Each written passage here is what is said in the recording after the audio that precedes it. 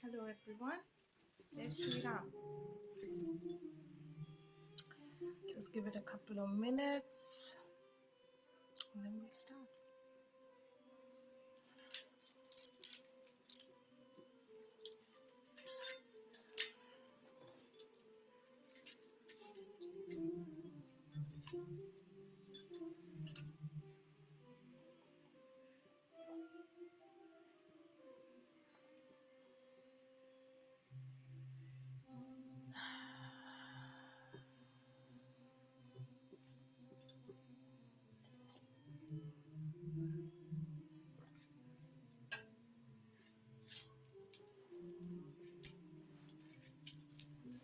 Okay. So welcome.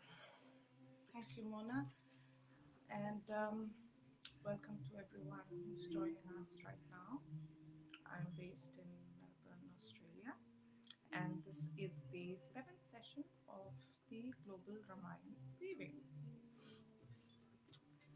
So, for those who are new, you can bring your favorite animal along. We've got quite a few here, starting with cockatoo Rocky, who's always there for our Ramayana readings. It's a bit cold and windy in Melbourne outside, so today I thought we'll try something magical inside. Um, Now, during the reading, I have quite a few animals, so they may walk in and out, and that's meant to be. And so the structure of the reading, as always, is opening the space, doing the reading and closing the space. I do define terms for those of us who are not Indian. And the intention here is that you receive whatever it is that is for your highest good. You find your story within this epic story. There are lessons for everyone, no matter what your religion, culture, color, ideology, belief system. This cuts through everything. Stories are across cultures. There are some archetypes, some lessons that move us, and these are to be taken and integrated until they become part of us. So, welcome to the Ramayana. I'll now begin with opening the space. So, I'd like to welcome, honor, acknowledge the sacred land upon which we sit, stand, that holds us, Mother Earth Gaia. I wish to honor, acknowledge, and pay respects to the spirit of the water that remembers, spirit of the wind that carries our prayers across to source, whatever that source may be for you. spirit of the ether, and of course the spirit of the fire that sits witness and listens as well, as does everything else, animate or not, conscious or not. Everything is connected. I wish to honor, acknowledge, and pay respects to the four directions: Mother Earth, Father Sky, Grandfather Sun, Grandmother Moon, the stars, all cosmologies, all kings and kingdoms, kingdom of the water, kingdom of the ether, kingdom of the fire, kingdom of the land, kingdoms of birds, all tribes, all shamans, all mountains, all rivers, all beings, all protectors of these sacred parts of us that are in a different form. I wish to honor, acknowledge, and pay respects to my ancestors, my parents, all members of my fire circle, those who are present, those who intend to be present, and those who are not. My teachers and guides, Lord Shiva, Lord Rama, Lord Hanuman, Goddess Parvati, all emanations of the goddess and gods, all demigods, all those who wish to be present, and other forces that are not as conscious but have good intention. All forces are permitted to be present, but with the sound attendance only, which means only love can enter, and that is my intention. I wish to honor, acknowledge the stories that are parts of us, the exiled parts, those that have been forgotten, abandoned, or are lost. Everyone has a place here in this circle. Um, and finally, wish to say a special prayer for Parathule and all those who are going through a difficult time during this global pandemic. May this healing reach you. Shilpa and Kimi, who have asked for assistance, and anyone else out there. Welcome. So,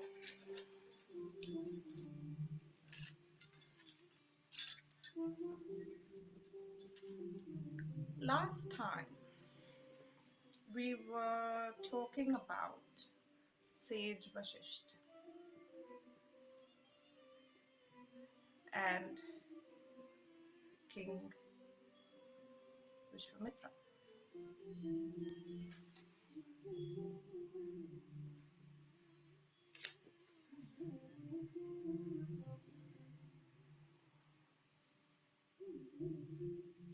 And so we know that the king wanted to be like the sage and reach that level of recognition from Brahma, but he was unable to do so, and so was asked to go back and perform severe austerities because he had been distracted. And so he went back and continued.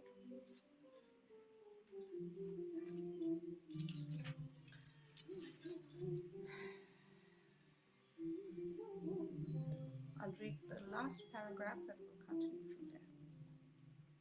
Vishwamitra welcomed Trisanku with compassion, hearing from him how he had been cursed by the sons of Vashisht. When Trisanku begged Vishwamitra for help, the rishi assured him of shelter and promised to provide him with priests that would assist him in the performance of his sacrifice. Now, if you go back to the previous recordings, and these are available on the Facebook page, you'll be able to catch up. So this is after he has performed the austerities and is on his way to achieving that. Thereafter, Vishwamitra ordered his sons to petition all the priests and qualified Brahmins to assist him, asking also for the names of those who refused. Thus, many Brahmins from kingdoms across the earth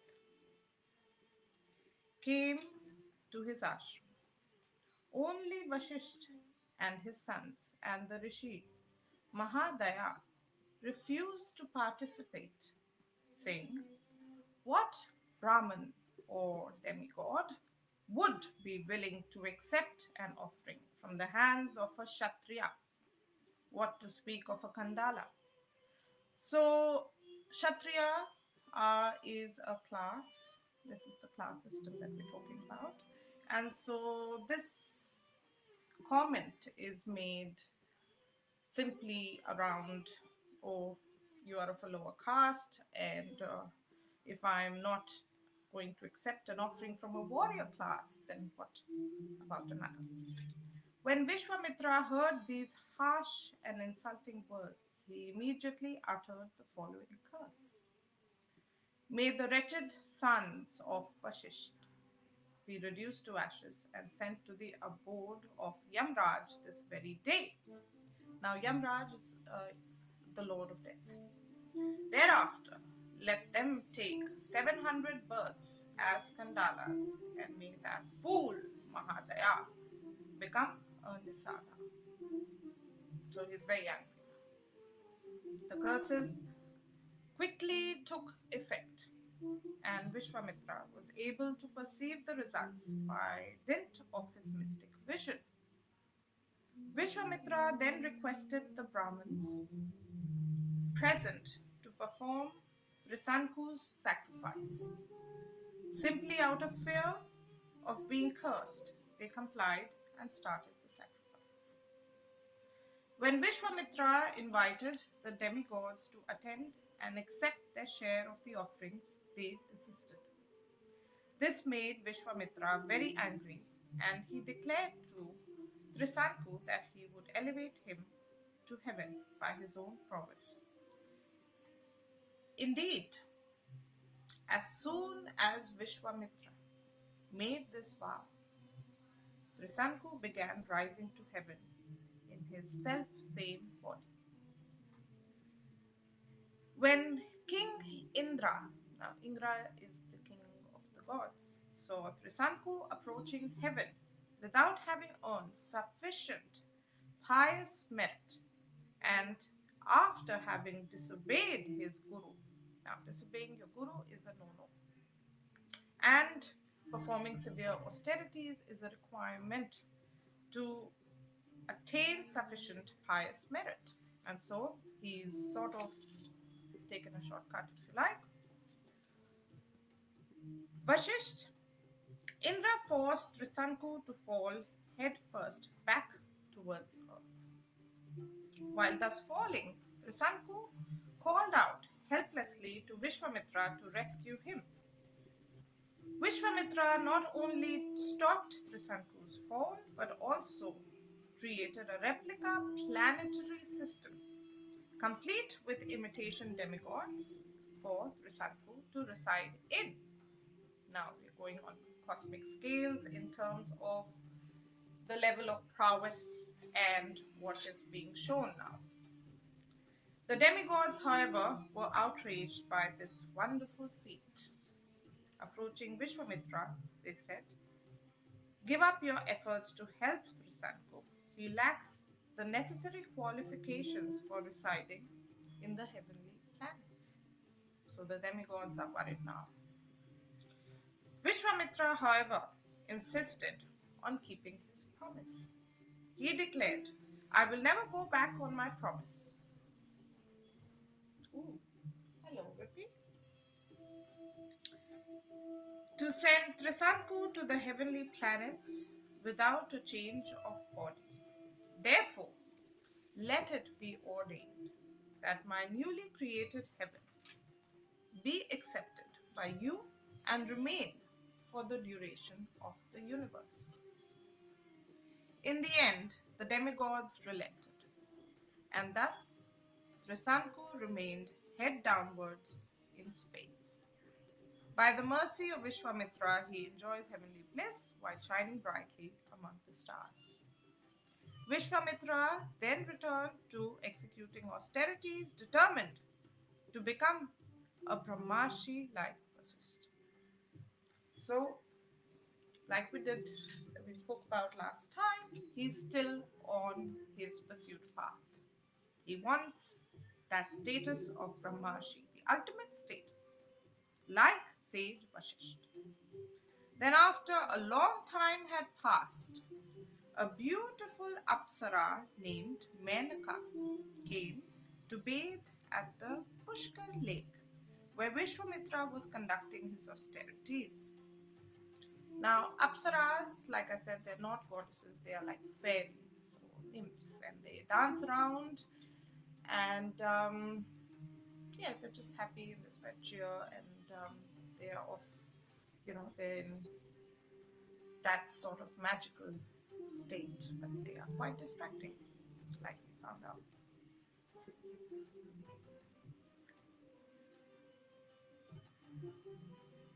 Seeing her, Vishwamitra became overwhelmed by lust. Eager to enjoy sex, Vishwamitra implored her to remain with him at his ashram. Menaka happily consented, and thus they passed 10 years together, enjoying each other while lost to the pleasures of sensual enjoyment.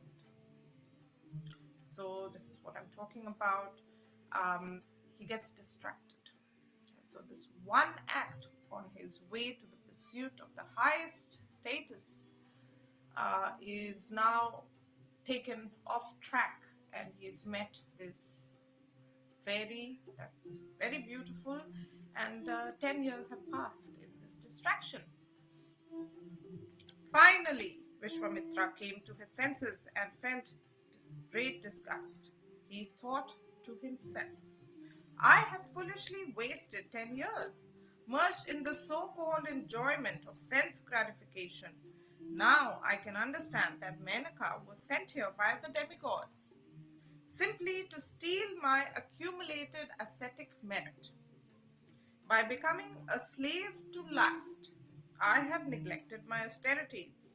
Thus, I have fallen down from my exalted position. So, he realizes the folly. He realizes the distraction takes a while, and he had significant accumulated credit, if you like, and that sort of withered away.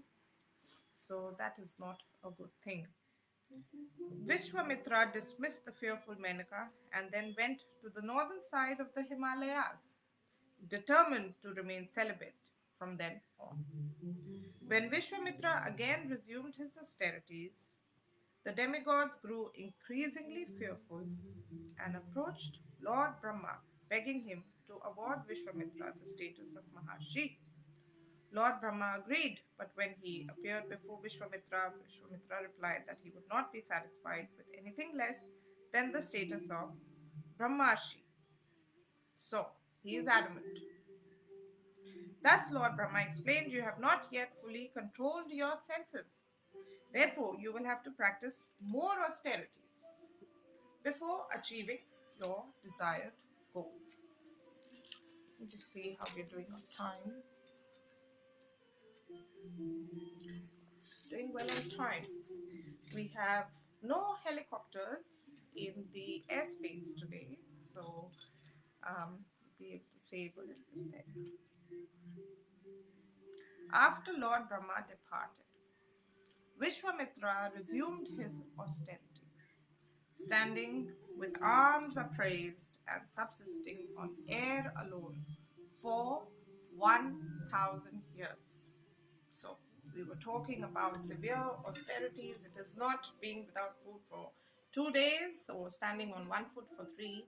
This is 1,000 years without food and, you know, living on air alone. So he's very determined. It takes a fair amount of will to achieve that state, and a fair amount of discipline and control of the senses. Thus, Indra and the other demigods again became fearful and devised yet another plan to thwart Vishwamitra. So, yet again, another test. Indra requested the lovely Apsara named Rambha to allure Vishwamitra away from the practice of his austerities. Now, yet again, here comes another fairy. Rambha, trembling with fear, declined. saying that she feared Vishwamitra's curse. Aha! She's a smart lady. She goes, no, I don't think it's a good idea. Indra, however, assured her by saying, dear girl, please do not be afraid, for you shall surely succeed. It is springtime, and Cupid shall accompany you. I shall also go, disguised as a sweet singing cuckoo. Do not worry, your beauty is irresistible. Now, Rocky heard that. Vishwamitra will become a toy in your hands. So, she's not very sure it's a good idea. And Indra reassures her, King of Gods reassures her, and says it's going to be fine, you're irresistible, and this should be okay. Go ahead. Ramba finally agreed. And thereafter she appeared before Vishwamitra in a most pleasing manner, displaying her various feminine allurements.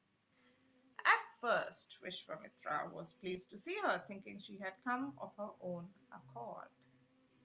However, after a moment's consideration, Vishwamitra realized that her appearance was simply another trick to thwart him from his practice. Aha! So he realized at this time, once bitten, twice shy. He has learned from his previous experience. Flaring with anger, Vishwamitra roared, you foolish woman! You knew I was performing austerities for the purpose of controlling my senses. Still, you dare to persist, trying to seduce me. For this, you will have to stand as a stone statue for 10,000 years, or until the Rishi Vashisht delivers. We need a pause here. He has cursed her and said, 10,000 years, you will remain a stone. How? Vashisht may deliver. So that's a big one.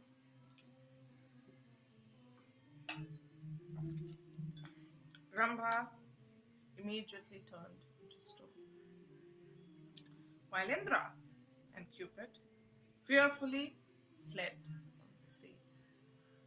However, after cursing the Apsara, Vishwamitra became morose, realizing that he had fallen victim to uncontrolled anger. Now, we saw that earlier in the story too, and we see it in other stories like in the tale of Lalitha. Uncontrolled anger can be the cause. So you may have the best strategy and control your senses, but if you're not able to control that, that can be the death of who you are. And we see that in this age. We see that in the Kali Yuga. We see unsound decisions coming from that place. So very important lessons here within the story for you to find, like little, you know, pieces of gold dust.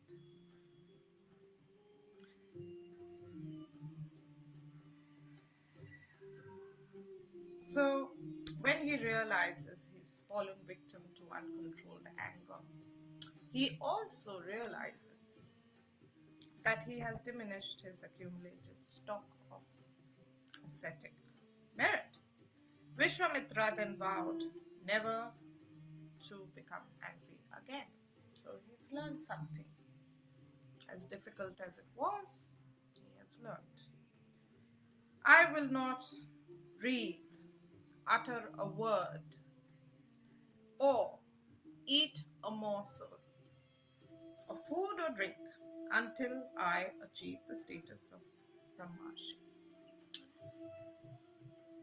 So these trials and tribulations at that point in space and time, and I give acknowledgement to space and time. I think I forgot that earlier. So It's just interesting to see how it all unfolds.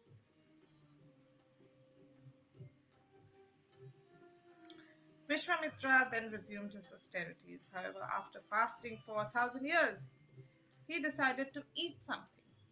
Just as he was about to take his first bite, sorry, King Indra appeared before him in the dress of a Brahmin and begged for all his food.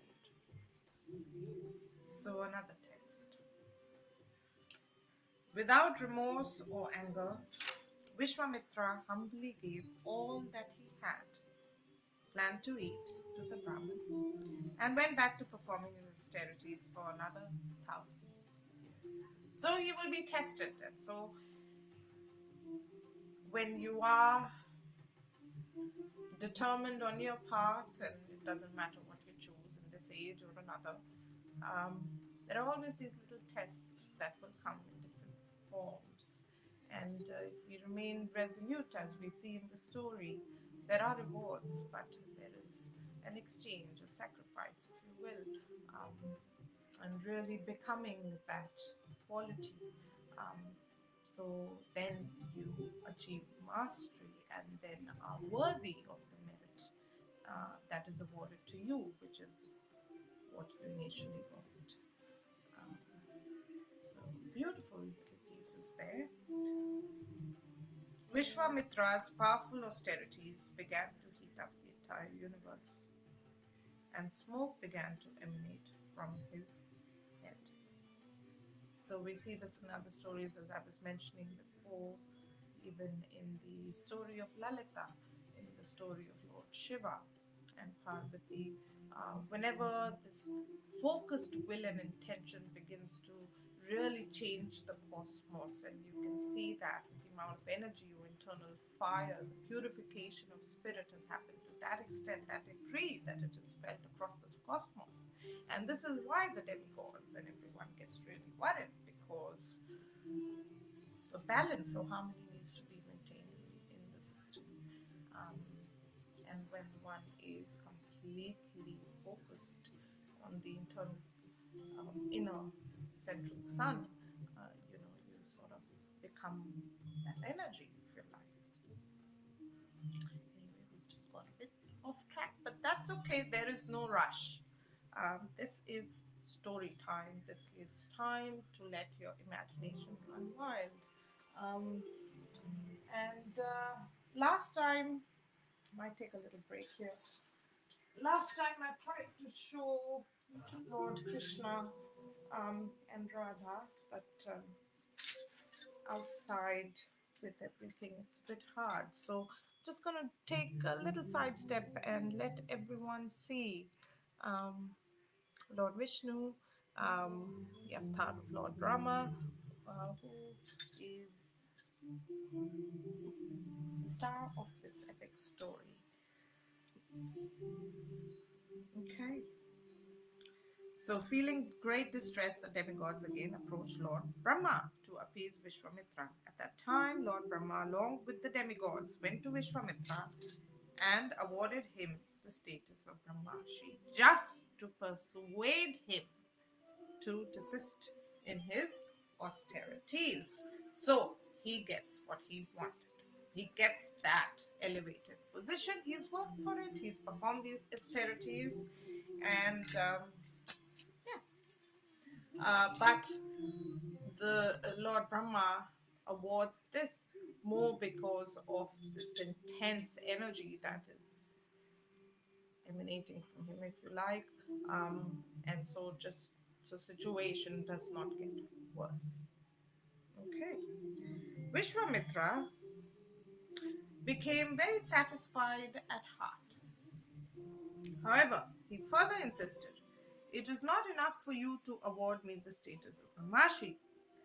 I must also be accepted as such by the other Brahmashis, especially Vasishtha." Thus, at the request of the demigods, Vasishtha went to Vishwamitra and agreed to recognize him as a Brahmashi. In return, Vishwamitra also offered great respect to Vashisht. And their long standing enmity was soon forgotten and they became friends. Oh, hello, Vicky. Okay. The next morning, Maharaja Janaka called for Vishwamitra, Ram, and Lakshman. After respectfully greeting them, he said, I know that such great personalities would not have come here without some grave purpose. Therefore, please inform me what service I may offer you. Vishwamitra smilingly replied, Ram and Lakshman have come here because they are eager to see the wonderful bow you keep and have worshipped for a very long time. So this is Lord Shiva's bow, and he comes in everywhere. Maharaja Janaka then explained this bow was used by Lord Shiva in a bygone age to disrupt the sacrifice of his son-in-law, Daksh. Being denied his sacrificial share, Lord Shiva angrily picked up this bow and threatened to annihilate the demigods. So he's narrating the story behind the bow that Lord Ram and Lakshman are there for. Coming to their senses, the demigods were able to pacify Lord Shiva. In turn, he handed over his bow to them. The demigods later entrusted the bow to Devrata, the eldest son of Maharaja Nimi, my forefather. So, we get to know how the bow is handed out and what the history behind it is. And this is important. So, watch this space. After describing the history of Lord Shiva's bow, Maharaja Janak then related another interesting story. So, story in a story in a story. It's a weaving in a weaving in a weaving. So keep up. Once upon a time, as I was leveling the sacrificial arena with a golden plow, much to my astonishment, I happened to uncover a baby girl. And I named her Sita Faro. That is the meaning. And I raised her as my own daughter. So this is a significant point in the story because we learn about Sita. And this is the story of Lord Ram and Sita. So, Sita quickly grew up, and when she attained maturity, many eligible princes came calling, hoping to win her hand in marriage. Since my daughter was not an ordinary being, I explained to the princess that to win her hand in marriage, they must possess great valor.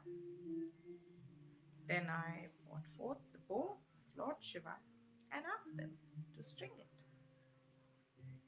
However, none could even lift or hold it. What to speak of bending or stringing it? Most of the princes left, feeling quite insulted. Now, the male ego is a big thing, and we see that. And then banded together to attack Mithila. A fierce battle raged for 12 months. Finally, as my army weakened, I prayed to the demigods for assistance. And in answer to my plea, the celestials mercifully sent an army. And simply by seeing them, my enemies fled in fear.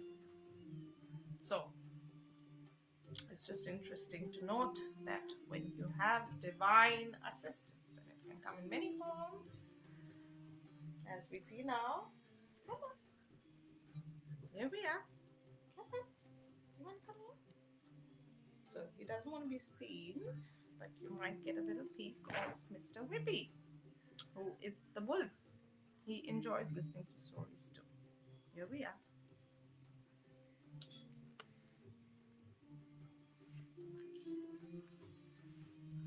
Okay, now, how are we doing on time? Look, okay.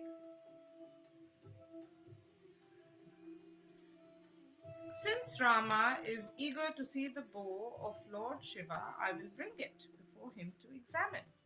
If Lord Ram is able to string this wonderful bow, then I will gladly give him my beautiful daughter Sita. Soon, 500 strong men pulled the immense bow, which was encased in a chest and mounted on a cart with 8 wheels. Vishwamitra invited Rama to open the chest, while thousands of people gathered to watch. Now, this is a big moment. This is the moment we've been waiting for. This sets the tone, this sets the scene. As Rama gazed with admiration at the bow, Maharaja Janaka warned. Even great demigods, demons, Rakshasas, Yakshas, Gandharvas, and Nagas have failed to even bend this mighty bow. How then? How then will a mere mortal succeed in stringing it? So he's just, warning. Okay. Nevertheless, Rama sportingly placed his left hand upon the middle of the bow. Then, in the presence of the huge crowd, he effortlessly lifted the bow out of its case. Holding the bow aloft, Rama strung the bow in an instant, bending it with great force, snapped it in the middle, just as a baby elephant breaks a stick of sugar cane. I'll let that sink in for a while. The thunderous cracking sound produced was like a mountain bursting apart and caused all but Vishwamitra, Janaka, Rama, and Lakshman to fall to the ground. Thus, with great pleasure, Maharaja Janaka requested Vishwamitra to send messengers to Ayodhya, inviting King Dashrath to attend the marriage of Lord Ram and Sita. When the messengers arrived 3 days later at the court of Maharaja Dashrath, they related the glorious events of Rama's breaking the bow and winning Sita's hand in marriage. Then, after consulting with Vashisht and Vamadeva, Maharaja Dashrath decided that they should all depart for Mithila the following day. The next morning, Maharaja Dashrath started out, keeping his family priest in front and taking his army and a great quantity of wealth. After traveling for 4 days, the party reached the outskirts of Mithila. Oh, okay.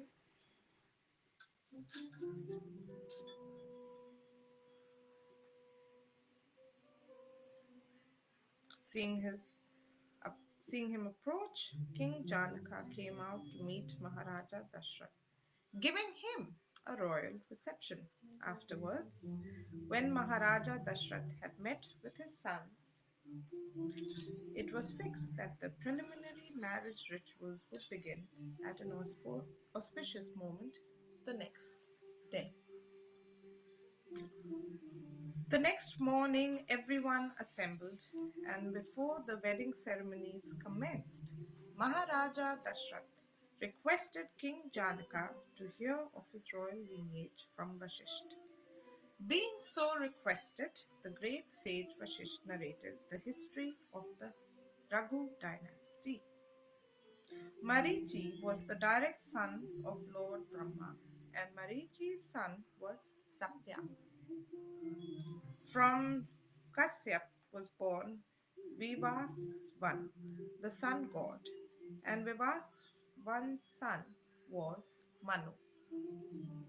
The son of Vaivasvata Manu was Ikshvaku, who was the first ruler of Ayodhya.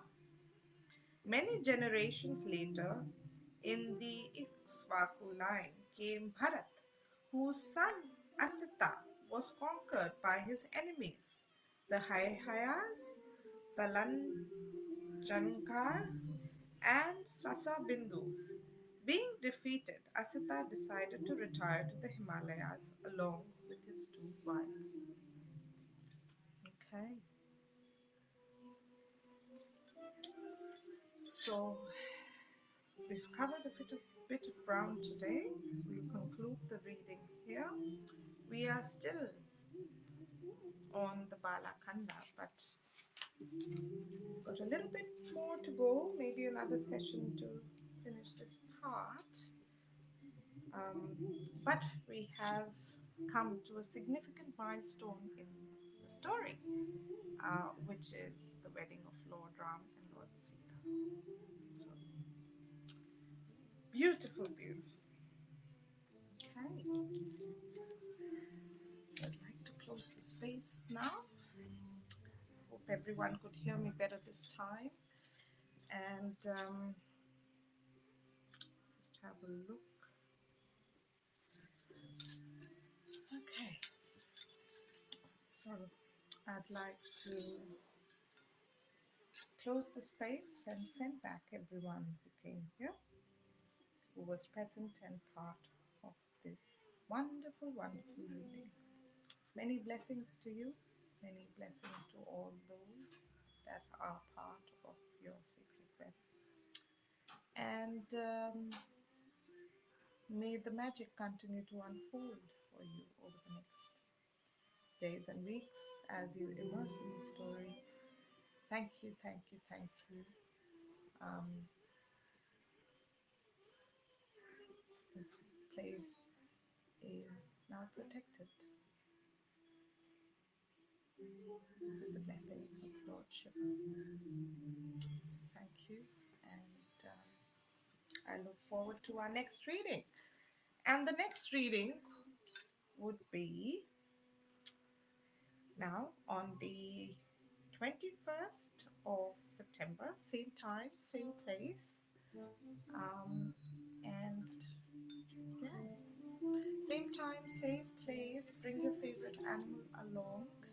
The story continues, and perhaps use some time for reflection, where you are in your life, and where you're coming into the story, why you are where you are, and what lessons from the story do you see in your own life. Um, if you are joining us late, the video will be posted for you to watch so you can catch up. And if you require previous recording, you can contact me after reading 5. We have gone live.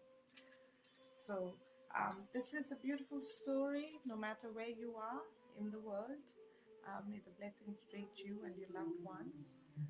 And it is a powerful story. Do not underestimate the power of story and the power of magic of the animal kingdom and the sacred Great Spirit. So, yeah. Jai Shri Ram. And Jai Shri Ram from the animal kingdom, and Rocky, who has been very quiet today, but he's been very good. So, yeah. Have a good night and take care. We'll just wait for it to click off. Okay, Rocky, let's go. Whoops. Okay, it's a bad idea.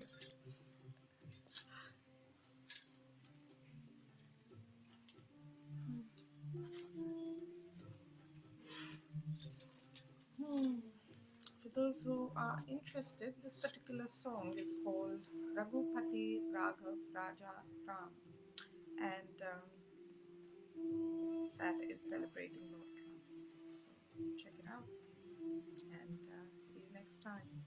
Jai Shri Ram.